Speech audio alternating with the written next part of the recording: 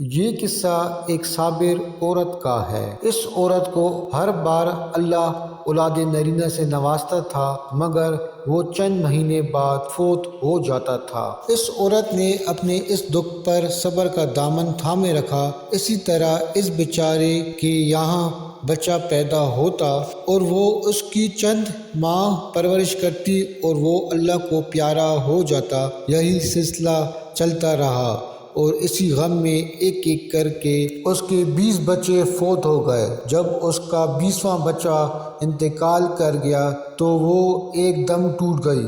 صبر کا پیمانہ لبریز ہو گیا۔ وہ سارا دن نہ ڈھال رہی، نہ کسی سے کچھ کہتی، نہ کسی کو سنتی، نہ کچھ کھاتی اور نہ ہی پیتی۔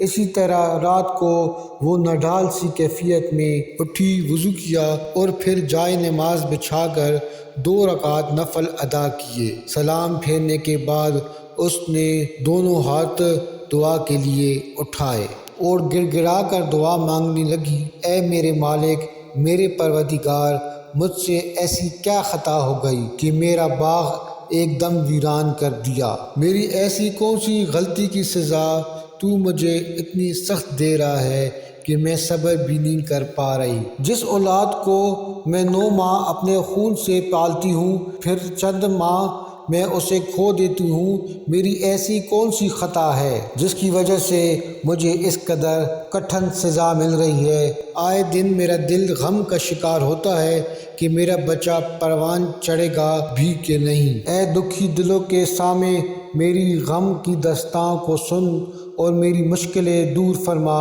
یہ کہہ کر وہ روتے روتے اسی جائے نماز پہ سو گئی۔ نیند کے عالم میں اس نے خواب دیکھا کہ وہ بہت ہی کوئی خوبصورت جگہ پہ موجود ہے، ایسے کشادہ باغات جو شاید اس کی آنکھوں نے کبھی دیکھے نہیں ہوں۔ وہ چلتی ہوئی آگے بڑھی تو اسے چاندی سے بنا محل دکھائی دیا۔ وہ کچھ وقتوں تک اس محل کی خوبصورتی میں ہی کھو گئی۔ پھر جب وہ محل میں داخل ہوئی تو وہاں اس کے 20 بچے موجود تھے جو اسے دیکھ کر اس کی طرف لپٹ گئے۔ اس نے ان بچوں کو پیار کیا کہ اتنے میں غیب سے آواز آئی، اے بندی، تو نے جو اپنی اولادوں کے مرنے پہ صبر کیا تھا، یہ تیری اسی صبر کا انعام ہے۔ اسی وقت اس عورت کی آنکھ کھل گئی۔ جو چہرہ غم کی زیادتی سے اترا ہوا تھا اب وہ کھلا کھلا لگنے لگا۔ وہ اللہ کے حضور سر رجوع ہوئی اور بولی، اے میرے محبوب، میرے پروردگار، اب تو اس سے بھی زیادہ میرا خون بہائے تو میں اس پہ بھی خوشی خوشی سے راضی ہوں۔ اب اگر تو ساری زندگی مجھے اسی حال میں رکھے تو بھی میں خوش ہوں۔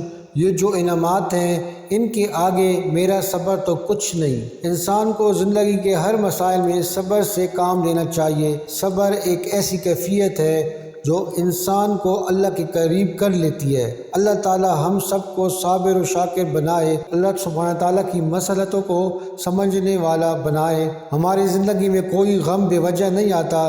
ہر غم پہ اللہ سبحانہ تعالیٰ ہمیں صبر کرنا سکھاتے ہیں اور پھر اس صبر کرنے پر بہت سارا اجر بھی دیتے ہیں۔